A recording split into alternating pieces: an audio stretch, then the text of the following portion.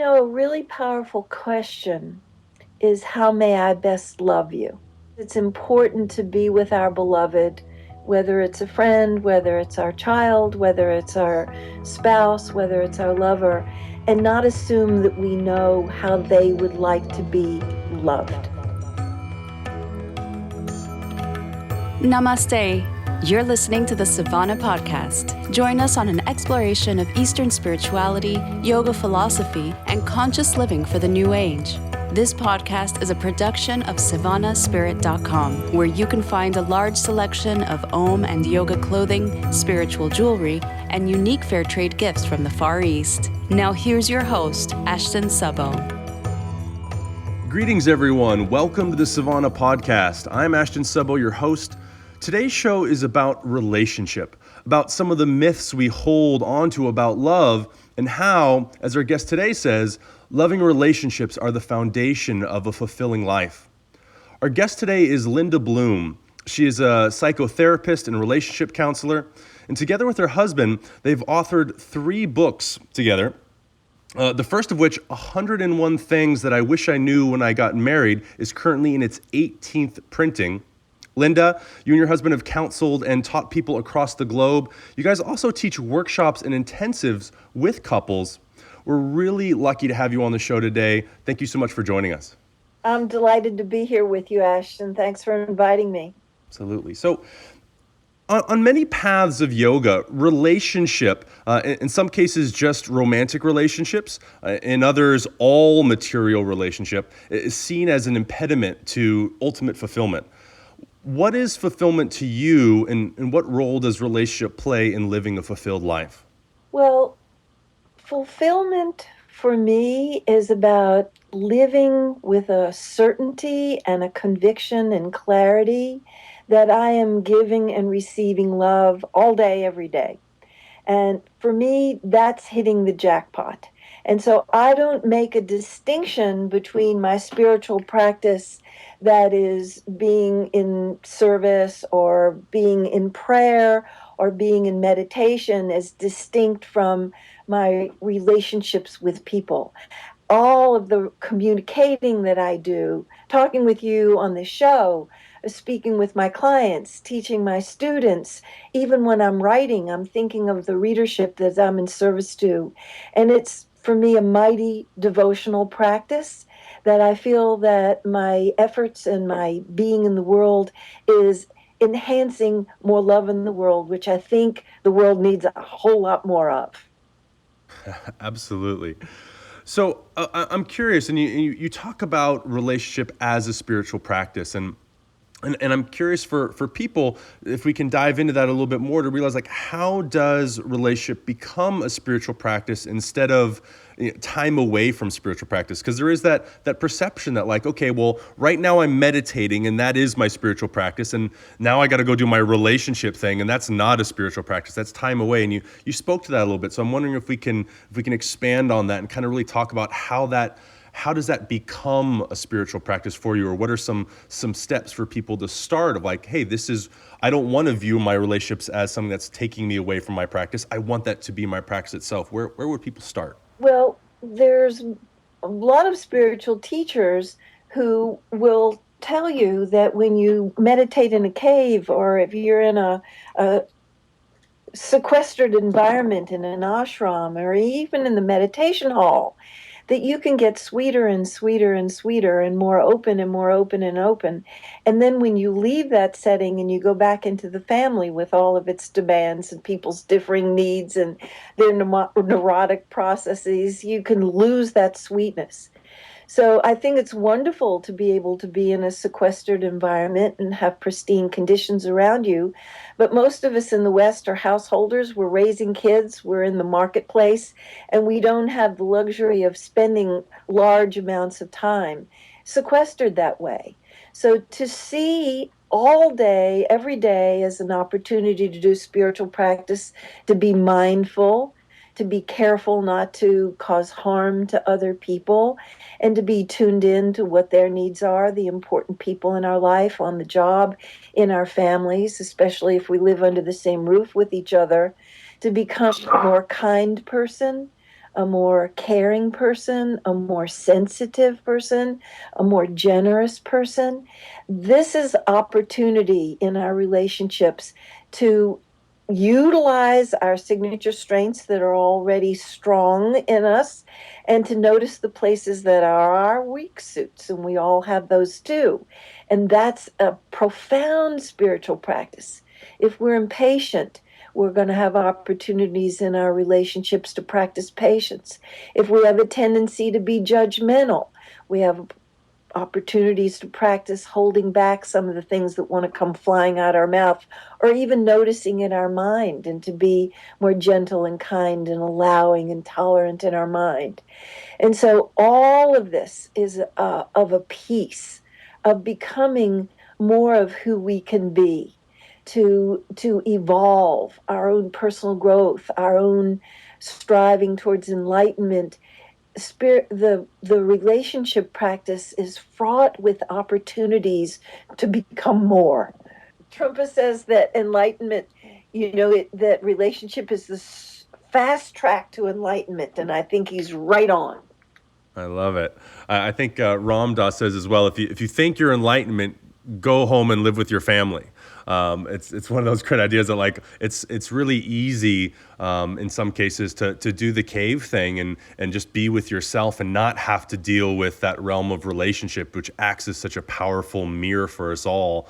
And when you go into people that know you really well and know how to push your buttons, it can be that huge challenge of, like, how do we hold on to? I know that's something that I've struggled with. I lived abroad for a number of years. I spent a lot of time doing my practices, and then now being a father and a husband and having to interact all the time, it's challenging to really lean into a lot of the things that I could much easier or much more easily kind of hide away from when I was just on my own doing my own practices.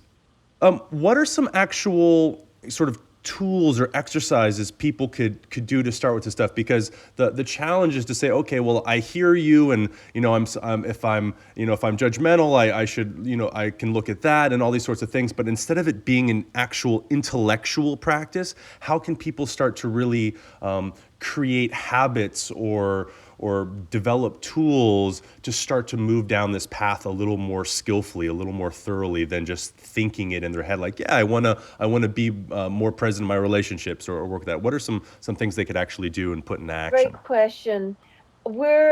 My husband and I, we teach together and we model a lot for the groups, because they sometimes haven't seen it in their own families with their parents where they were growing up. So people are really hungry for models.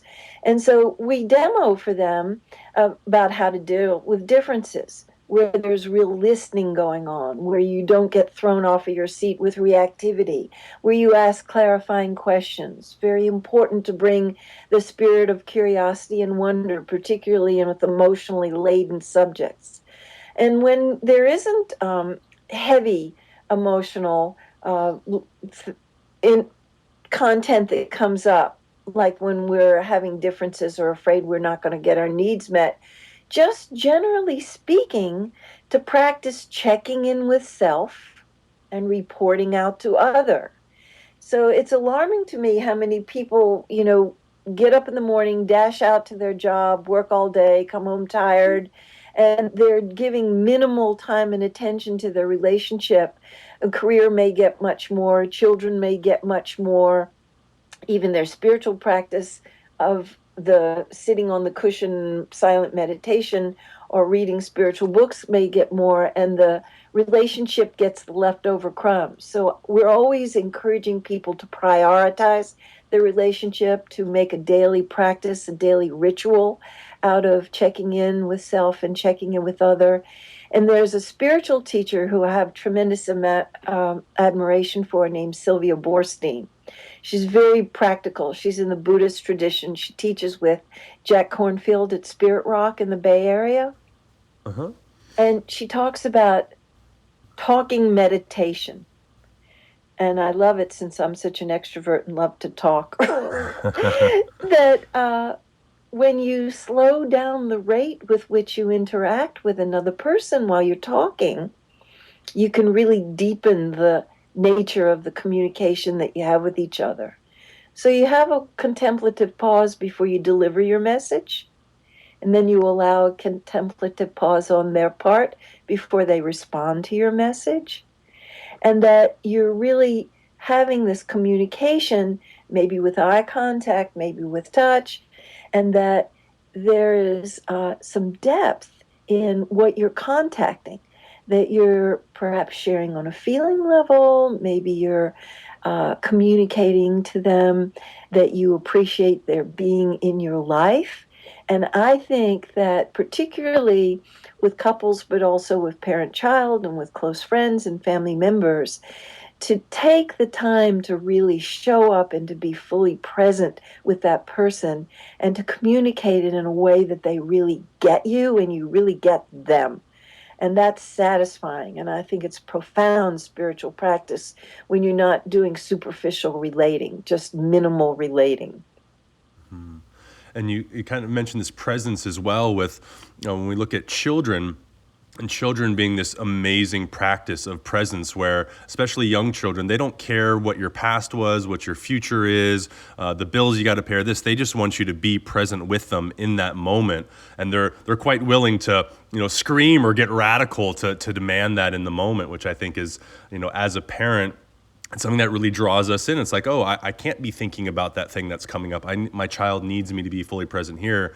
But as you said, a lot of times we don't really practice that in the same way with our partners. The partner, again, can sometimes be the distracting thing from the spiritual practice, the work and all this, and that's absolutely unfortunate. And our children can be our spiritual teachers. They are so present in the Absolutely. moment. And they're not hung up on the past and they're not living in the future. They're here in the now, which is Absolutely. part of our challenge, is to show up in the present moment where life is going on. Yeah.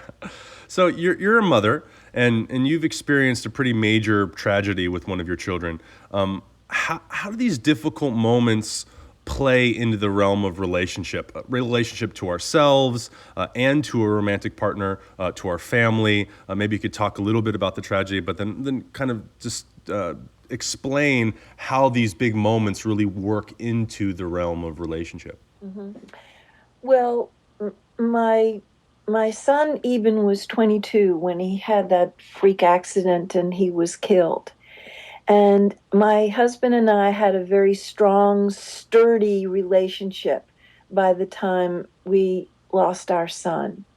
And the grief was very heavy, and we took turns being there for each other. There would be a time when I would hold my husband and he would cry and he would talk about how much he missed him, and then he could put his grief aside and he could show up for me and hold me, and all the crazy things that go through your mind and the anger and all the grief is just not sadness about missing them. It's all kinds of craziness that goes on during that time. And fortunately, we were in a strong place in our life as individuals and as a couple, because sometimes when a child dies and a couple is not in a good place, then you end up losing the marriage as well. And if we had lost one of our children when our marriage was shaky, we probably wouldn't have made it through. But we were able to show up for each other in a very meaningful way, which buffered some of the grief, that we weren't completely swallowed up by it. And I have had other difficulties in my life as well. My husband and I are both cancer survivors, and so it was scary that we might lose our own life. I was diagnosed at 44 years old. I hadn't finished raising my kids. My youngest child was only 12 at the time I was diagnosed and had an aggressive form of cancer, metastatic cancer. So I didn't even think I was going to live till 50. I just wanted to try to get her through school before I had to drop my body. And there was a period of time where our marriage was shaky. Fortunately, that was decades ago, but we dangled close to the edge of divorce.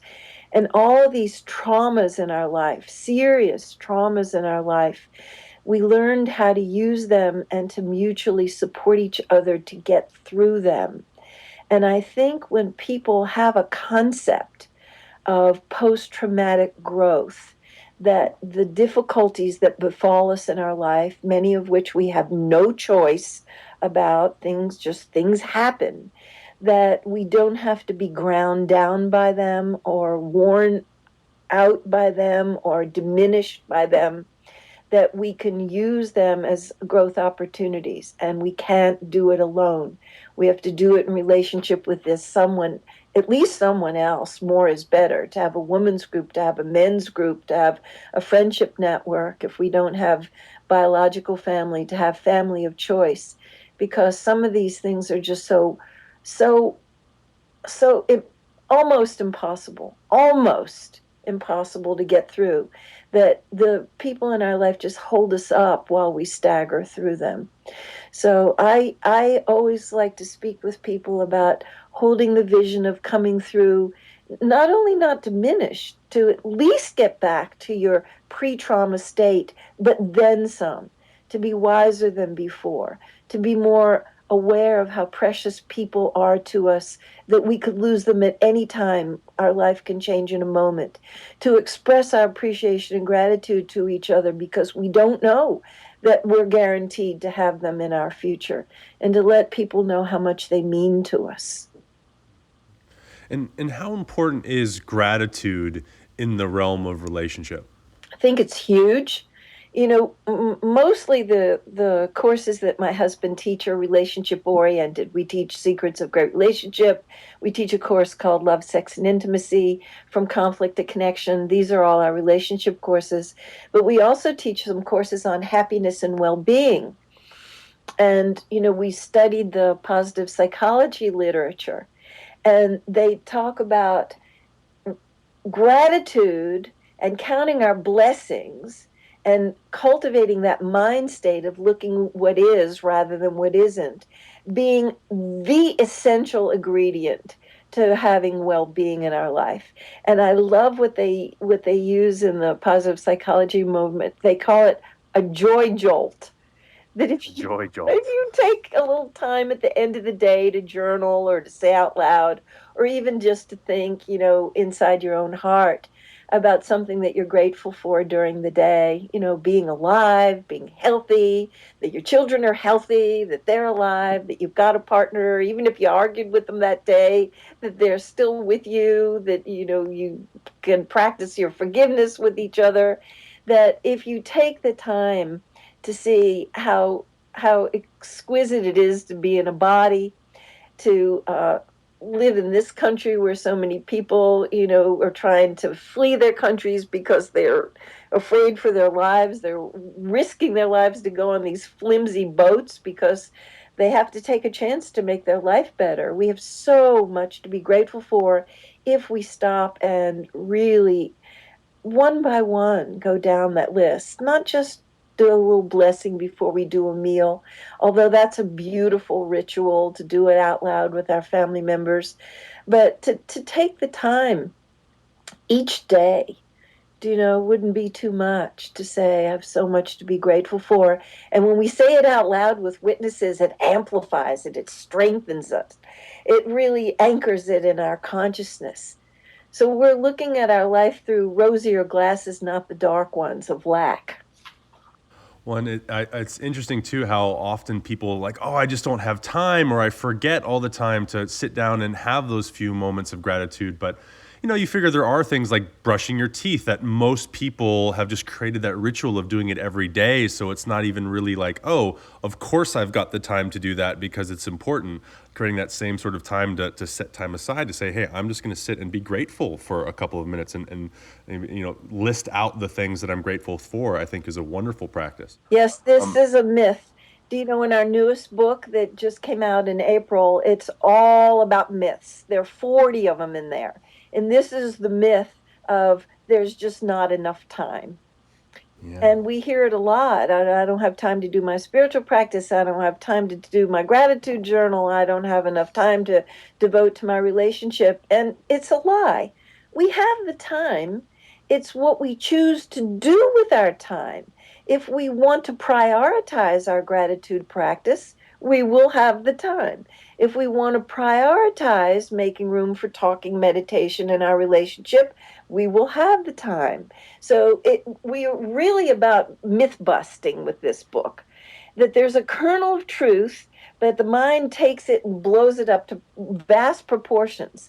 And when we're inviting people in the book to look more deeply into their belief system, we're not saying you need to give up your beliefs, but we want you to deeply examine them and to see if they're working for you or if they're tripping you up, particularly if your relationships aren't working well. Instead of hanging it on the other person to take responsibility for, I think I might have something to do with this. It may have something to do with my beliefs and my limiting beliefs. Well, and that's actually where I wanted to go next, is to talk about your new book, the title of which series, the Happily Ever After and 39 Other Myths About Love. And I was wondering, you just spoke of one, and that's the myth of not having enough time. What would you say the top three myths about love are, and how do they impact our capacities for relationship? Well, we led with the really popular one about happily ever after and put it right in the title because it's such a setup. It's such a setup that when you hit the inevitable rough spots, and every relationship is going to have some, you cannot live in the Garden of Eden forever. Every couple is going to have an infatuation stage, but they're going to have to leave that infatuation stage eventually. And I think that's when the relationship really gets interesting and matures and deepens.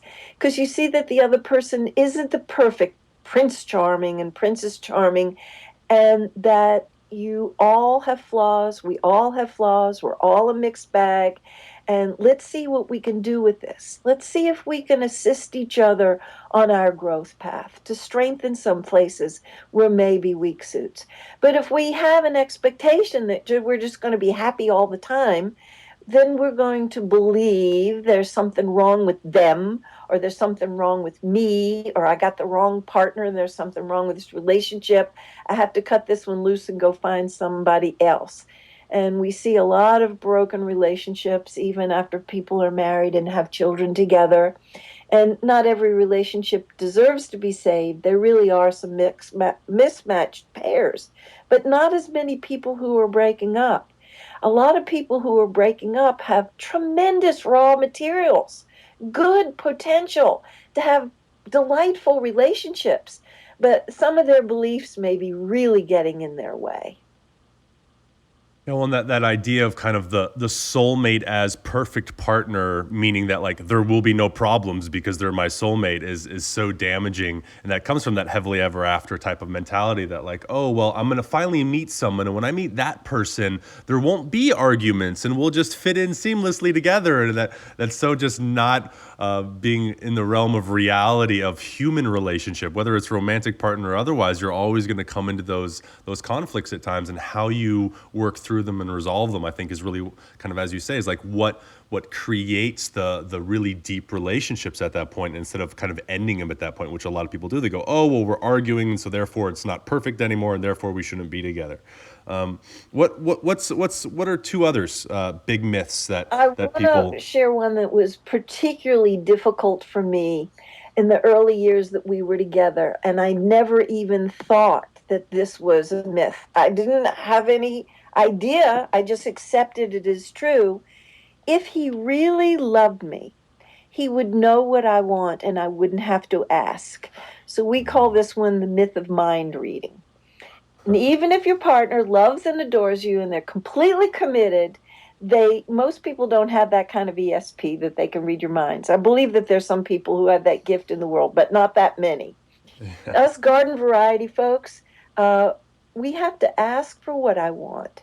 And I spent a lot of time feeling very sad and kind of lonely and unloved because I took this as the truth. I didn't have any clue that it was something that I made up in my mind. And it's such a popular belief that a lot of people, they operate from this. And so I thought, well, he loves me some, but too bad he doesn't love me very much because he's not that demonstrative. He doesn't take my hand when we go walking in the forest on our hikes, and he doesn't spontaneously rush over to me and give me that many hugs and kisses. And if he really loved me, he'd be so demonstrative, like I am. He'd be more like me. And what I didn't know at the time that I was suffering like that is my husband was loving me very deeply all the while, but he's a more self contained system, and he isn't that demonstrative. He's more introverted. And when I started to take more responsibility, if I wanted a hug, go hug him. If I wanted to kiss, go kiss him. If I wanted to hold hands while we were walking, take his hand. Or to ask for what I needed, if I would just cue him, he would be forthcoming and he would lavish some love on me and I would be a happy camper. What I didn't know is that I was fearful of being vulnerable and asking for what I desired and asking for what I need for fear of being rejected. And when I became braver and more responsible and started to ask, I got a lot more love shown to me. So I got to be wrong about that belief, happily so. And our relationship took a big jump forward. Wonderful. So let's to kind of bring this all in. If let's say you're walking up a flight of stairs with someone and they're going through some trouble with relationship and what we can say romantic relationship or partnership, and you've got a minute of conversation before you reach your floor. What would you say to that person? Like what is some distilled wisdom, or what is a great practice, or something that they could do to really start to lean into their relationship more and really dig in and get gritty with things a bit more? A really powerful question is, how may I best love you? And I learned this from Thich Nhat Hanh. And he says it's important to be with our beloved, whether it's a friend, whether it's our child, whether it's our spouse, whether it's our lover, and not assume that we know how they would like to be loved. It's very different for different people. Some people like a lot of touch. I admit it, I'm a total touchaholic. Some people, they have to have the words. They want those words of affirmation. I like the words too. That's my second love language. When my husband says, I love me, he says, I love you. I say, give me the details. I want to hear the specifics. And some people, it's tangible. They want the gifts. And that really means a lot to them. And some people, it's acts of service. They say, talk is cheap. I don't need to hear that. I love you so much. I want you to cook my favorite dish. I want you to, show you love me that way. So there are a lot of different ways that love can be shown, but to be sure to check with the other person and to ask them, what is it that you would like from me? What is it that you need from me? When we wrote book number 2, we interviewed the happiest couples we could find. It's Secrets of Great Marriages. And there are 27 stories in there, and they're all different. They're creative people. And so they've built a relationship that is just specific to their needs. And one of the people that we interviewed for that book said, I strive to be a better husband than I was the day before. And I asked my wife, how can I be a better husband to you today than I was yesterday? And she said, oh, you ask me that all the time. You're at 100%. I can't even think of anything else. And I thought, how lovely is that? He's been so committed to loving her in the way she wants to be loved that he doesn't take it for granted that he knows, and he checks in with her. That's so beautiful. Well, Linda, I really appreciate your words and your wisdom, and I appreciate the work that you and your husband are doing out there. Now, you have your website, bloomwork.com. Is that the best place for people to reach you? I know you've got a lot of video clips up there. You've got links to your books that you have, all kinds of stuff, the services that you offer. How can people find out more about what you're doing? Is that the best place? I think this is the best place. There's a phone number on there. Our email address is on there. So if people want to communicate with us, they can call and they can email. And sometimes people like to get on our mailing list because once a month we send out a newsletter. We blog a lot, and so we pick our favorite blogs, and once a month we send them to everybody on our email list as a booster shot of inspiration to keep their well-being level up and to remember to take really good care of their relationships and do that kind of devotional practice to the people that are important to them. So they can sign up for our email list. They can join us on Facebook. We have our links to the 4 blog sites. We blog for Psychology Today, Psych Central, How Do I Date, and Huffington Post. And all of our newsletters, and they're archived so people can go back and read them if they want a hit of inspiration. And they can buy our books on our site. Sometimes people like to have inscribed by the author copies. That makes it extra special for them. And they can, get a lot of free teachings from our blogs and our videos right on the site.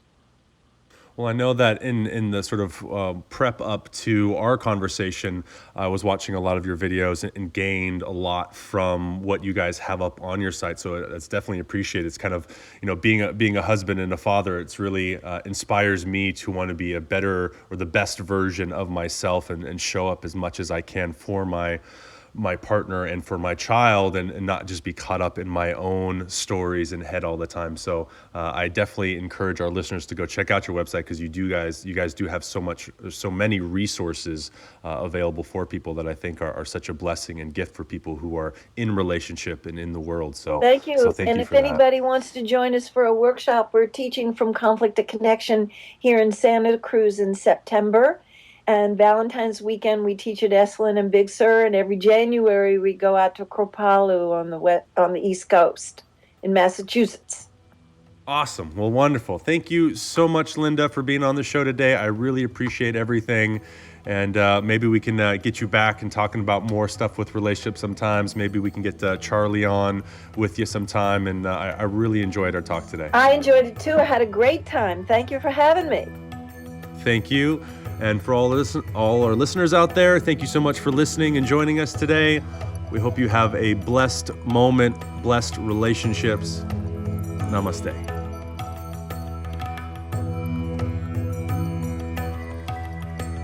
Hey everybody, thanks for listening to the show today.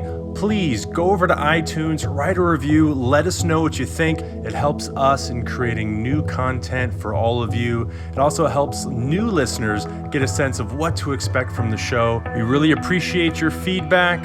Thanks again for listening. Namaste. You've been listening to the Savannah Podcast. To find out more about Savannah, go to savannahspirit.com or follow Savannah on Facebook at facebook.com/Savannah Spirit. For daily inspiration, check out our blog at savannaeast.com. Be sure to join us next week for a new episode, and thank you for listening to the Savannah Podcast.